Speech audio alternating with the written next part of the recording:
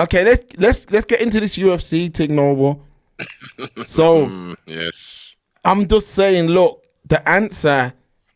Everyone wants to know what the answer what's the answer to the question of how boxing competes with the UFC. Right now, boxing is still very much competing with the UFC in the grand scheme of things. But if boxing does not change in the next few years, tougher matchups, better promotion, promoters working together, if they don't start doing that, UFC is going to take this thing over. And when I say UFC, I'm doing the casual thing and calling UFC MMA. But we know UFC is the main organization. Now, imagine this. Hamzat Chimaev, which is, my man's huge, takes a last-minute fight against what was the former undisputed one of the pound-for-pound GOATs. Look how they made that fight. No hesitation, just made that fight. Like, imagine a monster fight like that getting made overnight. And when you think about it, Give us a comparison, Mark. Boxing-wise. Mm-hmm. It's a super fight. It's the same as Ryan Garcia versus Tank Davis. Same thing. It's probably bigger. Because remember, Chimaev's untested, if you ask me. He's untested. So you're throwing him in there with a man who, Ari says, my man's knees are done, which I've heard his knees are done, but he only has to turn up there the same level he turned up to fight Rocky in them last two fights. Yeah. And Chimaev's going to struggle. Trust me. Yes. No. You're right. But if you really examine the third matchup, that Rocky and Usman, he didn't do as good as he did in the second, and definitely not because he obviously won the first matchup. He's that knee. Who was it? Rashad Evans, Black Zillion's co-founder kind of thing, which is morphed into so many different training facilities now. But he trained with a lot of those people, and Kamaru being one of them. And he said he's literally got it's bone on bone in one of the knees.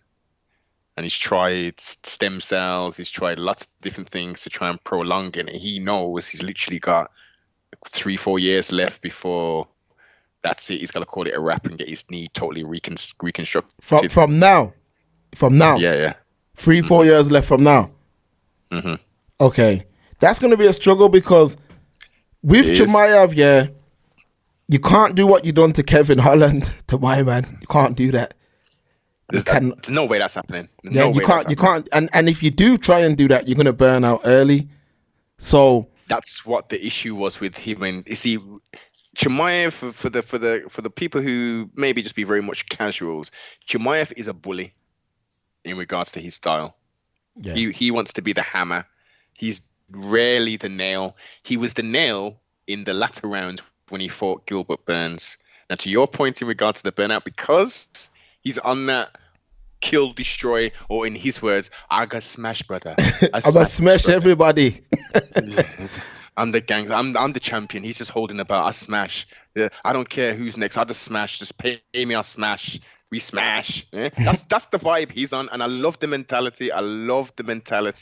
It's excellent, and the way he came in on like a whirlwind, like 170. The next week he's back in fighting 185. The other week, 2 weeks later he's fighting, just killing it, just doing a thing. Then we get the weight miss something. Then we get the challenge as all of the nails he was hitting before. It was first round. It was pretty much first round. First round within seconds. Or a minute plus. Now he's had to go the full distance with a nail, which was like, nah.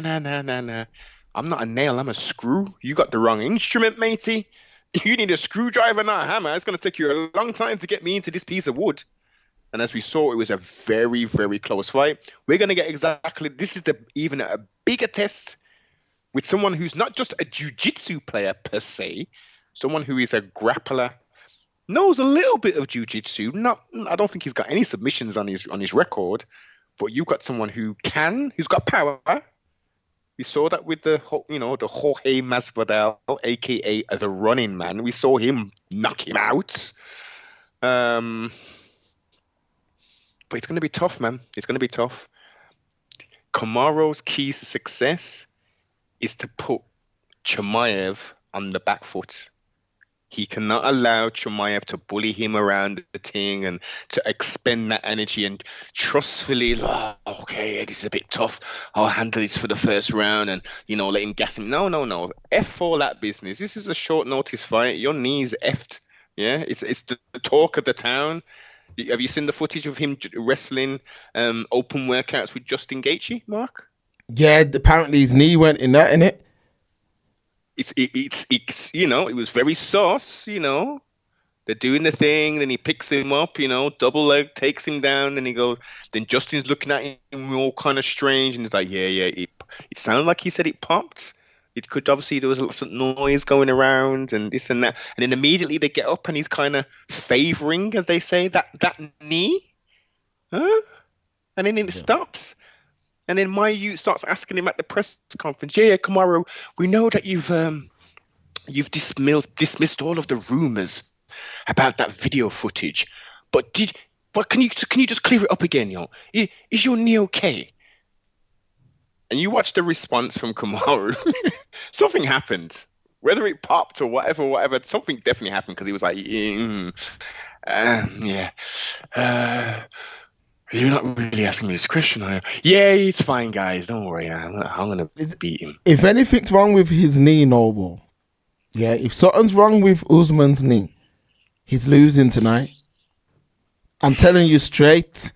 If my man's knees, if his knees in any sort of way, he's losing tonight. Because that Chimaev dude, listen, is a madman. Yeah. Madman. Like, he runs in, like, he's not a man who fights clever. He don't know, but he don't fight clever. He's a man who's just trying to take guys out. Yeah. The Gilbert Burns fight, listen, there's a clip here. And his coach shouting. He's like, yo, what you doing? Yes. What you doing? And it sounds even madder because it's in an accent. Yes. And he's like, what you doing? What you doing? And because basically he's saying, stop. Yeah, bro. That is a, you know what Chimaev's like, yeah? Chimaev is like, I'm going to put it in boxing terms. He's like Amir Khan. And let me break it down to you. Amir Khan was a very, very good boxer, Like, he could box beautifully. And for 9 times out of 10, if he goes into a fight and stick to his game plan, Khan beats most of the guys he fights.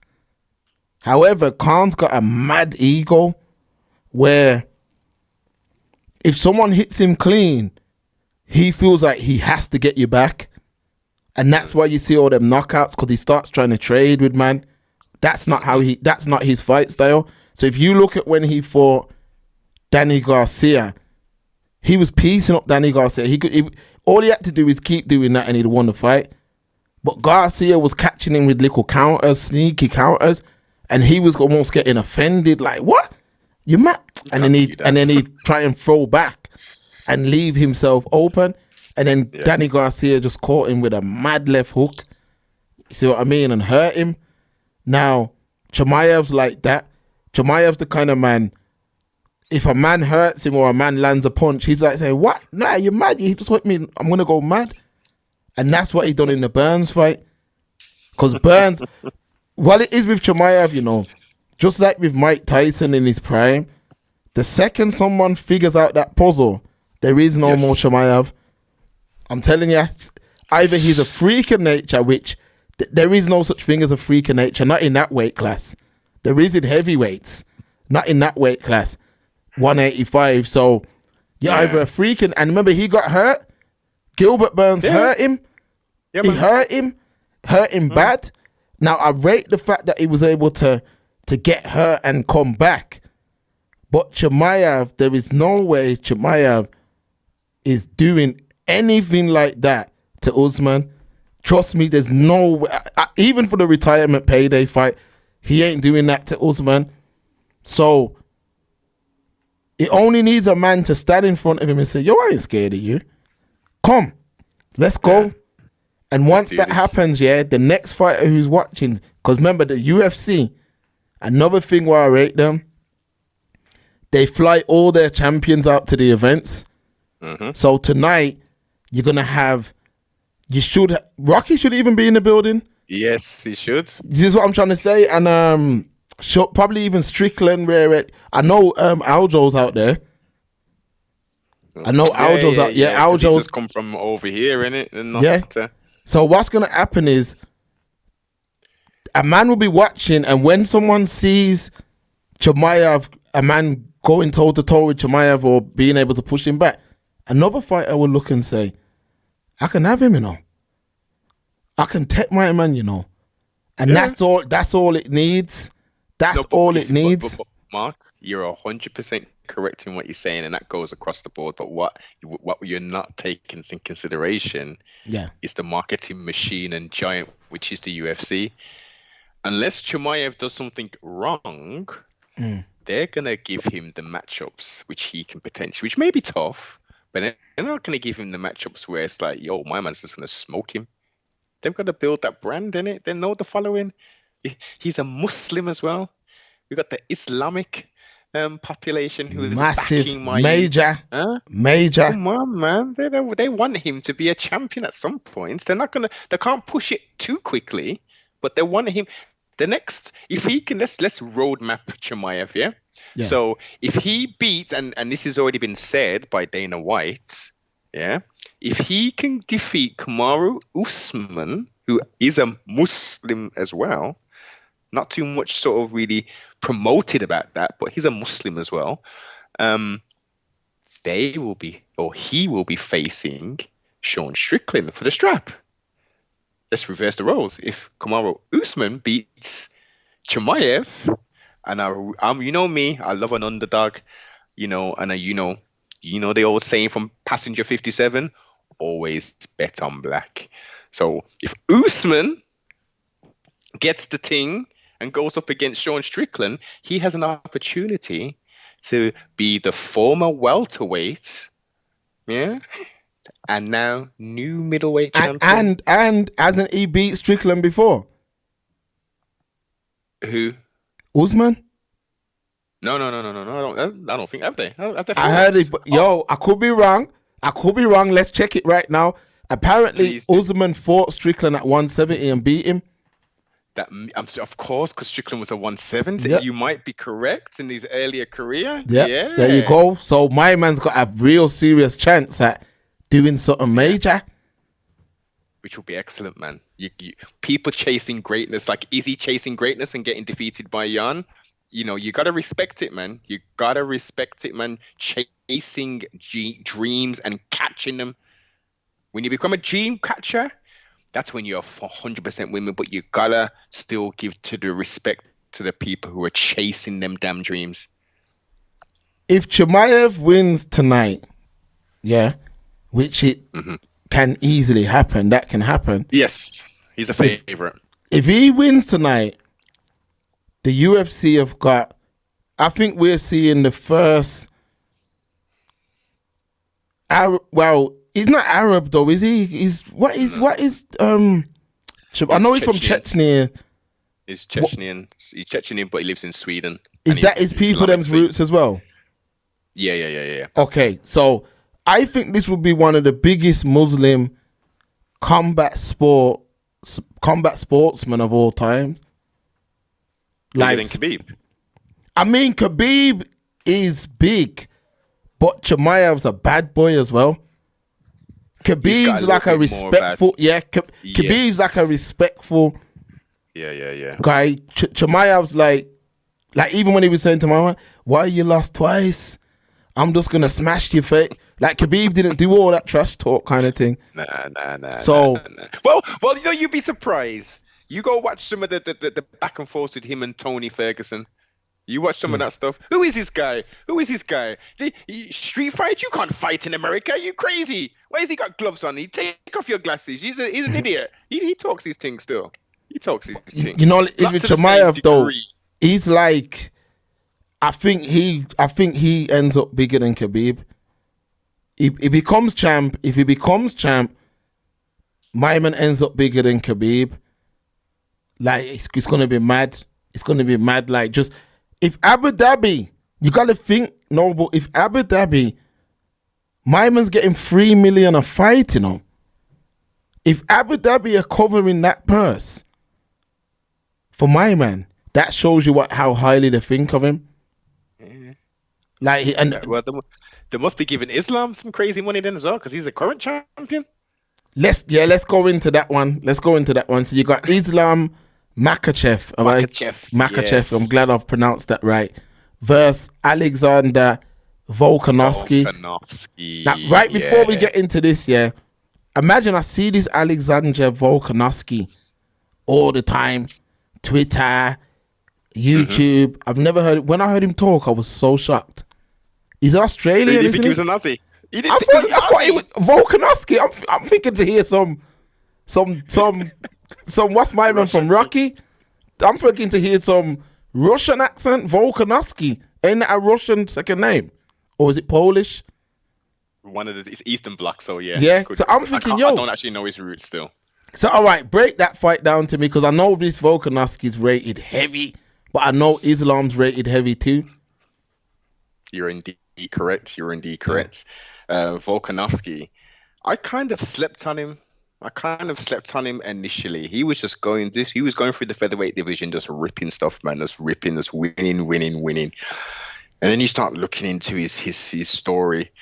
This dude was playing rugby at like heavyweight, man.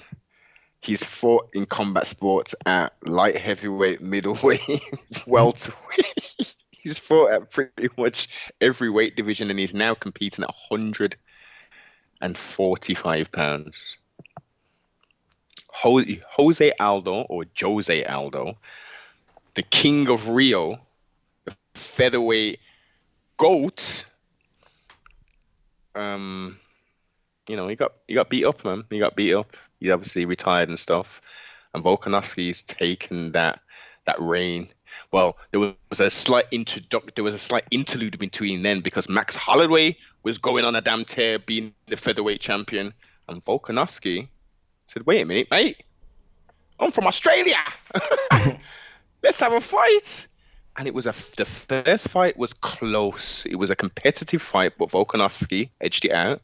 Second fight, Volkanovski did even more. Third fight, Max was competitive, but Volk ran away with the thing. So after that trilogy thing, Volk has just been improving, doing his thing, taking on all comers.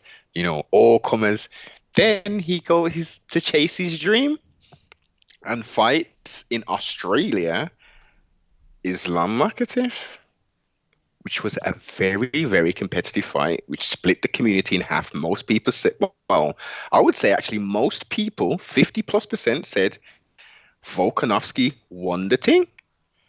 Islam was, the judges actually gave him a split decision victory. The end of that fight, Mark, Volkanovski was standing over Islam Makhachev, the lightweight champion. The featherweight champion was raining down nothing but blows. The fifth round was a total blowout. You couldn't call it a 10-8, but it was kind of close, man. He was mobbing him. It was a very competitive fight. Islam was complaining about the hydration, having to come across and all this stuff, all these woes, and there was talks about IVs. Now Islam is fighting on his territory. Yeah.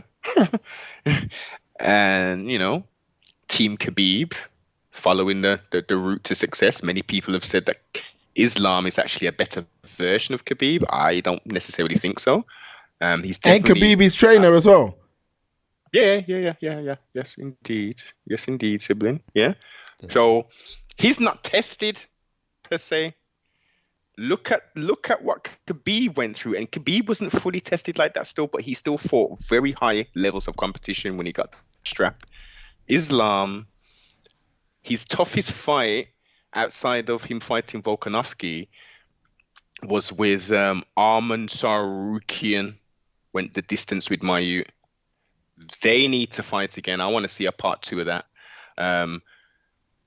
How this goes down, Volk's also come off the elbow surgery, and then prior to that, a hand surgery. 12 days notice. Salute to Kamaru Usman. Salute to, Volkanovski, and also salute to the current champions, or the champion, and, the berserker Chimaev, for taking these dangerous matches. I just thought of something, Noble. Sorry to cut you off there. Harry, I thought you said they don't call in champions last minute. Ain't Volkanovski a champion? I'm sure Volkanovski's a champion in his weight. Featherweight division. Yeah, so they do call in champions. They certainly do, sir. They certainly do. And Volkanovski's saying, yo, listen, when I take this lightweight thing, this white lightweight strap of this monster over here, Islam, in January, I'm going to well, he said this and now he's kind of saying, we'll see what UFC says, but he's saying in January, I'm going to defend the featherweight thing against Ilia Topuria. I'm going to keep both divisions busy, man. Come on, man. I'm a champion, boss. Me want the money. Me want the legacy. Yeah, man. They got it. They must be paying him something heavy though to step in. They're paying him. This is it. Come on. So man. the wages are going up now, yeah. Of course, because Usman, you got to be giving Usman at least $500K to step in there tonight. More than that. Usman's contract. He's with Ali Al-Delabiz, whatever. Ali Al-Delabiz. I could say it still before, but I forgot. Yeah, when I tried to say it and think about it, I'm like, shit. Yeah. He's overthinking, but yeah, my man, he's very much in with Dana and the UFC and all the other promotions, and he gets his fighters paid very well. So I would say Kamaru's purse is going to be north of 1.3 for this. Yeah, that's a nice easily. Payday. Yeah, nice payday. Payday. We got it, man. We got it. Payday. You want payday? I know that. Yeah, man. We got it, man. Yeah, it's no, that's good still, because like I said, if he loses to Chimaev, he's a gatekeeper then. If Usman loses tonight, he's a gatekeeper. Or do you even have gatekeepers in UFC? Yeah. There's gatekeepers. Yeah. Neil Magny's a gatekeeper. Robert Whittaker's a gatekeeper. It's a terrible terminology, but it's the fact that they're so good. And this is not a gatekeeper in regards to just getting into the top 5 or the top 10. We're talking about a gatekeeper to the champion. So they're that good. Like Colby Covington, who Brum's own will be facing. He's a quote-unquote gatekeeper to the division. Big fight, Noble. Big fight. Team. Like, on a level, I wish I was in New York. I wish we was in New York and could watch that. Yes, live. Yeah, man, that is going to be a big boy fight. Like, that's the one. No. Vegas. Remember is it Vegas? We spoke about this. It's Vegas. Yes, it should be an MSG, but you did say Jones don't want none of that. Yeah, you did say Vegas. And that dome thing they got in Vegas, yeah. Dana's talking about putting a fight, and imagine a fight in there. Yeah, the Rocky Covington fight. I'm very, very excited for that one. Just want Leon to just put a stop to that. To my man, just put a stop to that. Just give him one of them head kicks, man.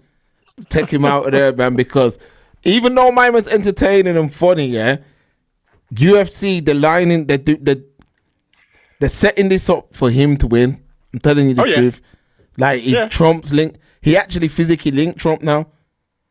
He linked him when he first got the interim belts. Okay, so they've linked before. Okay, because he was like, yeah, I'm with President Trump. You know how my man goes on. You know how he goes on. Leah just check him out. Sibling is acting it. I've heard. A big act. He's a nice guy.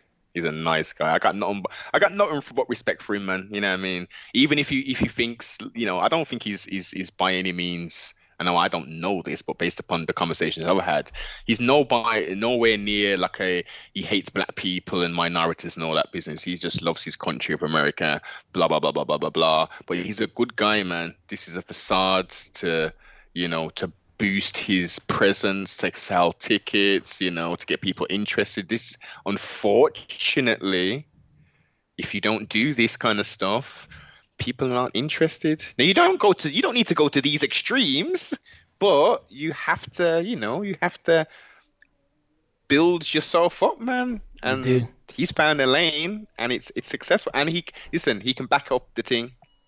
We're not talking about Dylan Dennis, okay? That like my man's talking, but he's actually got the talent. What you saying? Exactly. My man can back it up. Listen, you're supposed to have a big mouth. You're supposed to have big talk, and you're supposed to have big game. Yeah, to back it up. I hear ya. I hear ya. Back it, boss. Because I was watching because another thing, UFC, they can want whoever they want to be the champ. It don't mean it's going to happen. Like, I was watching a YouTube documentary about Darren Till. Look how much time. Look how much time they wanted him. They practically laid it out. Yes. And he couldn't do it. If anything, Tyrone Woodley all the way over here to fight him in, was it Liverpool or was it London? London. Yeah, and he gets bossed up and choked out first round, sibling. And remember they didn't want Rock, because remember Rocky was calling, yo, come on, me and Darren too should be headlining this. Who's the best of the UK? Huh? Yeah, they played that bit in the documentary. Like these times Leon was like, I think he was fighting someone called Gudjonsen or something. No, it's the I can see his face. He's a grappler, jiu-jitsu kind of submission Gunnar guy. Nelson. Gunnar, that's yeah, it. Gunnar Nelson, yeah. Up, man. Blooded him up. So that was the card that Leon was fighting my man on, and Darren Till at this time was the golden child. They wanted him to almost be the next McGregor. Yeah. And look, they gave him bare layups. He was meant to beat Woodley. He was meant to beat Masvidal. Well, he was meant to beat everybody they put in front of him. And man just fumbled. Flopped the thing, boss. He lived. This is the thing, and this is where you can tip your hat to McGregor. Because even with all, think about, my man was on the dole, sibling. Yeah. On the dole, and look where him there now. Take out the crazy shit he's done with the women and all that kind of stuff, boxing old men in pubs and all that. But just look at that as an inspirational thing. You could be in your home, literally sitting on a box with no furniture in your house apart from a television and your damn tablet and your mobile phone. Yeah? If you put your mind to it, you put in the damn work, you could be in Conor McGregor's position or situation if you so choose to get to that level. That's inspiration, man. Yeah, it's inspiration. He let the quick success, in my humble opinion, go to his head, man. He surrounded himself with the wrong people. And this is where we are now, where he's having to take, performance enhancing, substances, etc., etc. Took himself out of the UFC, quote unquote. Now he's talking about, bare knuckle boxing with Mike Perry and stuff. Like, he's reached a level, and he's not going to get past that. I don't, and I like Darren Tillman. I think he's a good guy. I just don't see him re-entering UFC, refreshed, revigorated, and make a proper attempt at, because remember he was a 170. He left being a 185er. The weight cut was crazy for him. He's a big guy, man. Remember they called him the gorilla? Look at his face and look at a gorilla. Good. You know what I mean? Yeah, he was perfect analogy for him. Yeah, he was getting pieced up, man. He was getting pieced up. But going back to McGregor, I agree with everything you said. Like, I would almost even take it one further and say, if there's no Conor McGregor, this conversation's probably not happening right now, because he opened up the. You was already an MMA fan, Noble, from a long time. Yeah. You was already locked in. Me, I was not a fan. And it was only Conor McGregor is what made me watch MMA. These are the facts. You're right. He's what made. Remember, I was in the gym. Leon, remember, I would go gym every day. Leon, Vaughn Lee, Joe Cummings, Yannick. Name any of them. Name any of them mans. Fabian Edwards. Name any. I would go into the gym in Erdington every day and them mans was in there training every single day. I'm talking about for years. Every day I'd go gym. I'll be training, doing my boxing, doing my weightlifting, my training, and them mans were doing MMA training. You'd see them on the pads. You'd see them doing grappling. You'd see them doing their fitness thing. If they had a fight in the gym, everyone would go to the fight. I went to about 3-4 fights when them mans was on the come up. And what I'm saying is, I still didn't understand the game. Even when I was at the fights, I'd use it as a day, as a night out. Just go. Kind of thing. Yeah. I didn't even care about the fights. It was more to just be out. You see what I mean? Yeah. Now, imagine what reason I'm saying all of that is because I'm saying I was around the sport since about, I stepped into that gym in 2010. I stepped into UTC, which is the gym that birthed Birmingham MMA. I stepped into that gym in 2010, and all them fighters was in that gym working hard, doing their thing. And it took Conor McGregor in 2014, I think. 14, yeah. Or was it 15? 14. The 14 first fight I watched Cormier versus my guy Jones. I watched that with the gym, with all the guys at the gym, and that was at Silk's house. And we watched that fight, and Conor was doing a promo. So I was just there again for the night out, and Conor was doing a promo. And as I watched the promo, I said to them, man, yo, who's that? Did it? They're like, yo, yeah, my man's on the come up, like, he's serious. And I'm like, nah, this guy seems like the way he was talking, he was confident. He weren't shut. He was talking like he was supposed to be there. And he was talking like he was the champ already. And I remember saying, yo, that better look serious. Carried on. Months down the line, I seen him again. I'm like, yeah, this guy knows how to sell himself. Yeah. Then the Aljo, when he fought, what's my man's name? That guy. Is his name Aljo as well? Aljo's, yeah. He fought that guy Aljo. I went to another fight. Aldo, that the Brazilian guy. Yes. The King Ariel. Yeah, the Brazil. So I've watched that fight, and I'm like, yo, my man's KO'd.